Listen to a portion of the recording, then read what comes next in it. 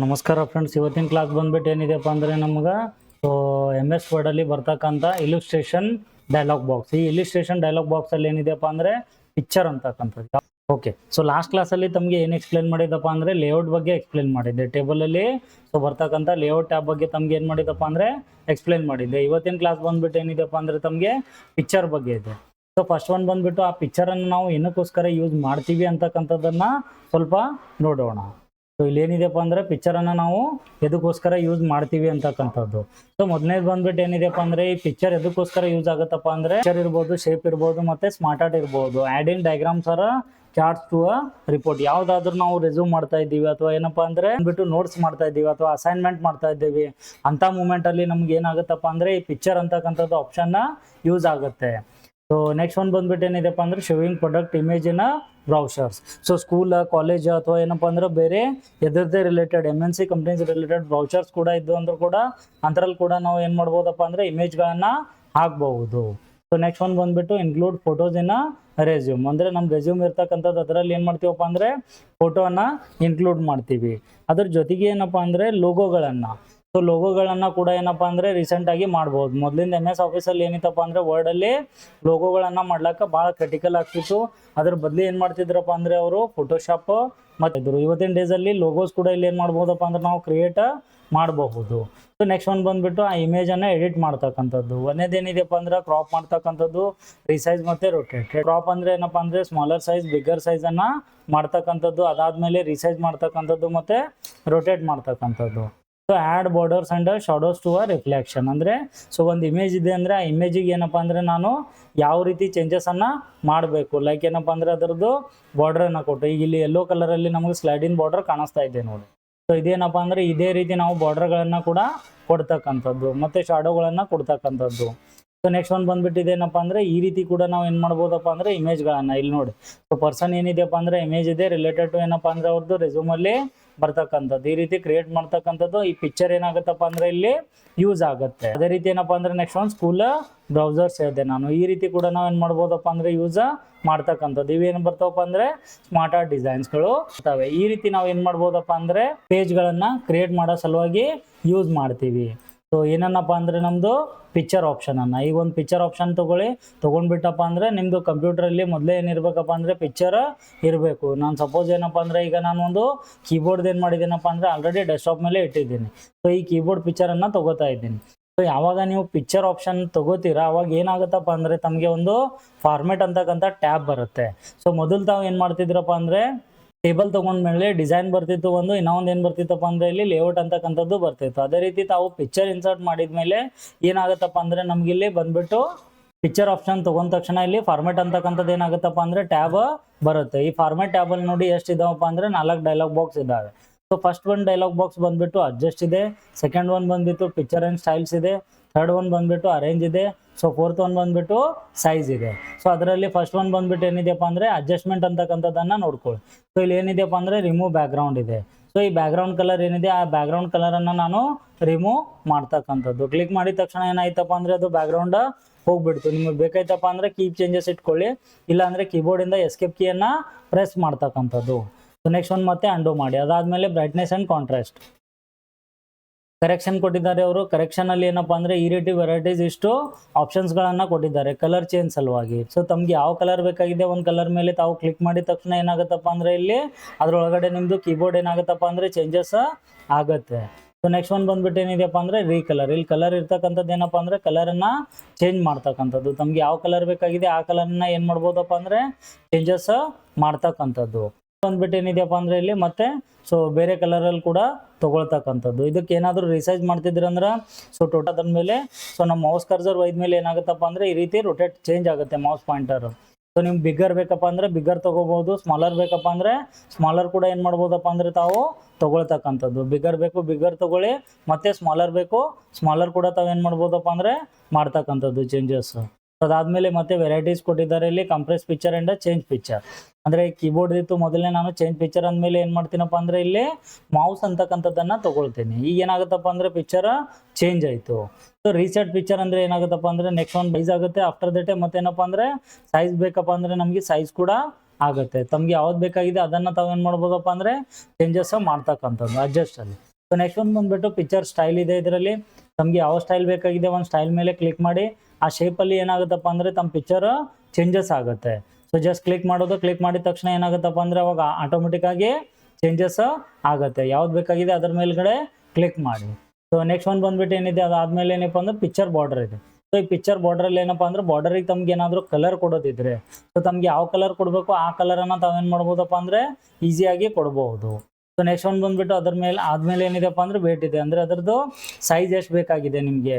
So ಪಿಕ್ಚರ್ದು ಏನಿದೆಯಪ್ಪ ಅಂದ್ರೆ size ಎಷ್ಟು ಬೇಕಾಗಿದೆ ಬಾರ್ಡರ್ದು, ಆ ಬಾರ್ಡರ್ ಸೈಜನ್ನು ತಾವು ಚೇಂಜಸ್ ಮಾಡ್ತಕ್ಕಂಥದ್ದು. ಬಿಗ್ಗರ್ ಬೇಕು ಬಿಗ್ಗರ್ ತೊಗೋಬೋದು, ಸ್ಮಾಲರ್ ಬೇಕು ಸ್ಮಾಲರ್ ಸೈಜ್. 3 ಲೈನ್ಸ್ ಅಂತ ಇದ್ದಾವೆ. ಮತ್ತು ಇದರಲ್ಲಿ ಏನಪ್ಪ ಅಂದರೆ ಚೇಂಜಸ್ ಬರ್ತವೆ. ಅದೇ ಕಂಟಿನ್ಯೂಸ್ ಏನಾಗಿದೆಯಪ್ಪ ಅಂದರೆ ಮತ್ತೆ ಚೇಂಜಸ್ ಕೂಡ ತಾವು ಮಾಡ್ಕೋಬಹುದು. ಸೊ ಡ್ಯಾಶಸಲ್ಲಿ ಬೇಕಂದ್ರೆ ಡ್ಯಾಶಸಲ್ಲಿ ಕೂಡ ಬರುತ್ತೆ. ನೋಡಿ ಈಗ ಕ್ಲಿಯರಾಗಿ ಕಾಣಿಸ್ತಾ ಇದ್ದೇನಾ ಡ್ಯಾಶಸ್ ತೊಗೊಂಡಿದ್ದು ಇಲ್ಲ. ಅದಾದಮೇಲೆ ಏನು ಮಾಡಿಯಪ್ಪ ಅಂದರೆ ಬಿಗ್ಗರ್ ಸೈಜ್ ಆದಮೇಲೆ ನೆಕ್ಸ್ಟ್ ಒಂದು ಬಂದುಬಿಟ್ಟು ಸೊ ಇಲ್ಲಿ ಡ್ಯಾಶಸ್ ಇದ್ದಾವೆ. ಸೊ ಈಗ ನೋಡಿ ಅಪ್ಲೈ ಮಾಡಿಬಿಟ್ಟು ಸೊ ಅಪ್ಲೈ ಆಗ್ತಾ ಇದ್ದೇನಾ.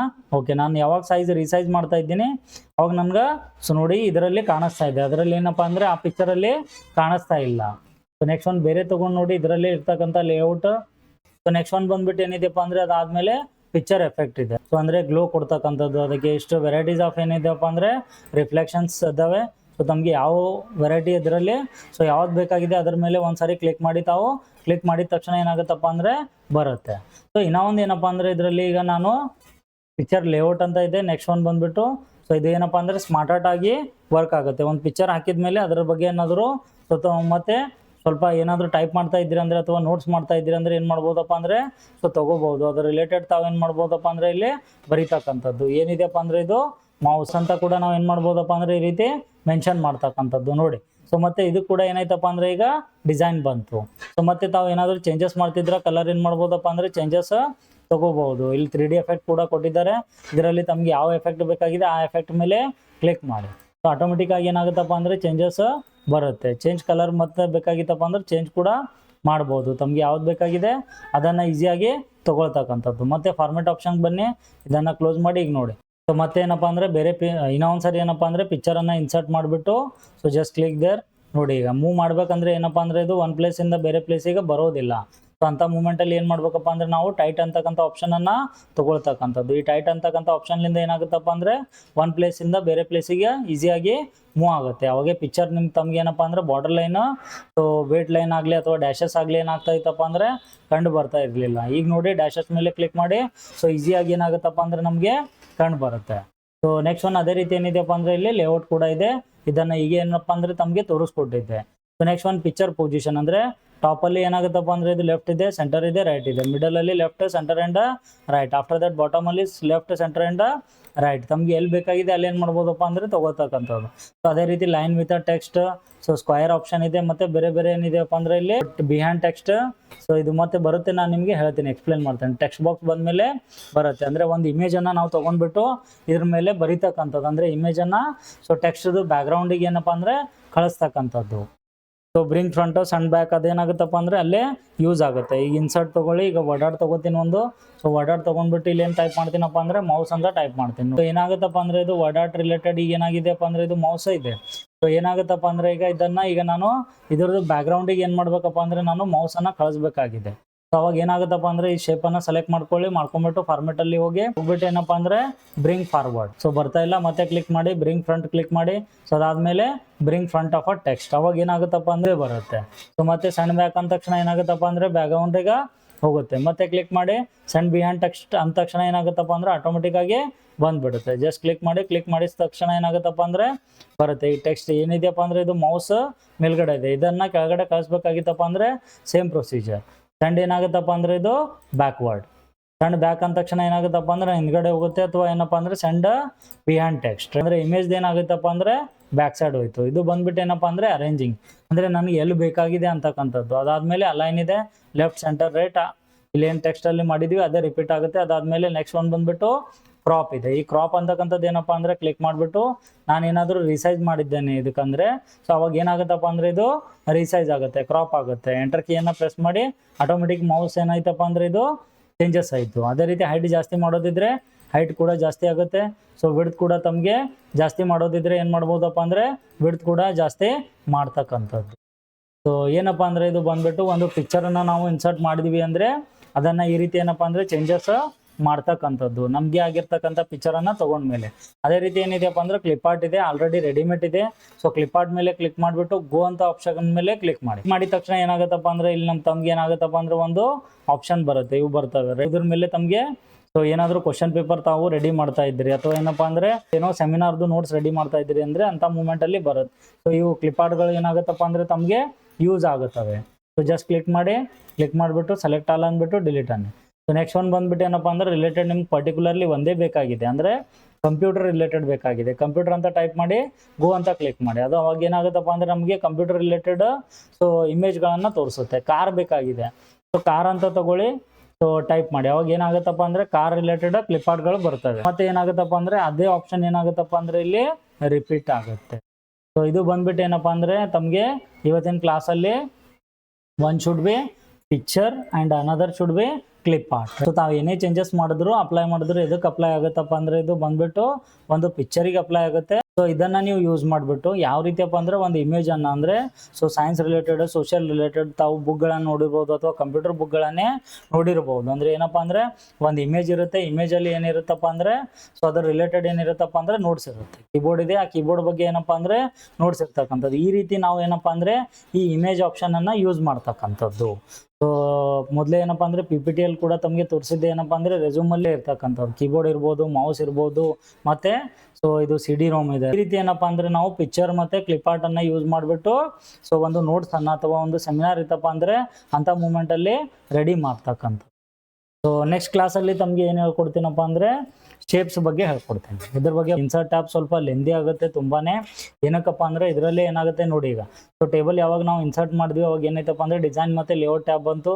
ಇವತ್ತು ಪಿಕ್ಚರ್ ಹೇಳಿದೆ ಅಂದರೆ ಪಿಕ್ಚರಲ್ಲಿ ಏನು ಬರ್ತಪ್ಪ ಅಂದರೆ ಬರ್ತಕ್ಕಂಥದ್ದು ಯಾವ್ದು ಬಂದಿದೆಯಪ್ಪ ಅಂದರೆ ತಮಗೆ ಫಾರ್ಮೆಟ್ ಬಂದಿದೆ. ಸೊ ಅದೇ ರೀತಿ ಏನಪ್ಪಾ ಅಂದ್ರೆ ಈಗ ನಾಳೆ ತಮಗೆ ಮತ್ತೆ ಶೇಪ್ಸ್ ತಗೊಂಡ್ಮೇಲೆ ಮತ್ತೊಂದು ಫಾರ್ಮೆಟ್ ಆಫ್ ಟ್ಯಾಬ್ ಬರುತ್ತೆ. ಈ ರೀತಿ ಟ್ಯಾಬ್ಗಳು ಏನಾಗ್ತಾವಪ್ಪ ಅಂದ್ರೆ ಅಡಿಷನಲ್ ಟ್ಯಾಬ್ಗಳು ಏನಾಗುತ್ತವಪ್ಪ ಅಂದ್ರೆ ಬಂದ್ಬಿಡ್ತಾವೆ. ಅದಕ್ಕೋಸ್ಕರ ಸ್ವಲ್ಪ ಇನ್ಸರ್ಟ್ ಟ್ಯಾಬ್ ಏನಾಗುತ್ತಪ್ಪ ಅಂದ್ರೆ ಲೆಂದಿ ಆಗುತ್ತೆ. ಓಕೆ, ಸೊ ಇವತ್ತಿನ ಕ್ಲಾಸ್ ಬಂದ್ಬಿಟ್ಟು ಏನಪ್ಪಾ ಅಂದ್ರೆ ಇಷ್ಟು. ಸೊ ನೆಕ್ಸ್ಟ್ ಕ್ಲಾಸಲ್ಲಿ ತಮ್ಗೆ ಏನಪ್ಪಾ ಅಂದ್ರೆ ಸೊ ಶೇಪ್ಸ್ ಬಗ್ಗೆ ಹೇಳ್ಕೊಡ್ತೀನಿ. ಯಾರಾದರೂ ನಮ್ಮ ಚಾನಲನ್ನು ಹೊಸದಾಗಿ ನೋಡ್ತಾ ಇದ್ರೆ ಸೊ ಸಬ್ಸ್ಕ್ರೈಬ್ ಮಾಡಿ. ಸೊ ಅದೇ ರೀತಿ ಏನಪ್ಪಾ ಅಂದ್ರೆ ಲೈಕ್ ಮಾಡಿ, ಬೆಲ್ ಐಕಾನನ್ನು ಪ್ರೆಸ್ ಮಾಡಿ. So thank you friends.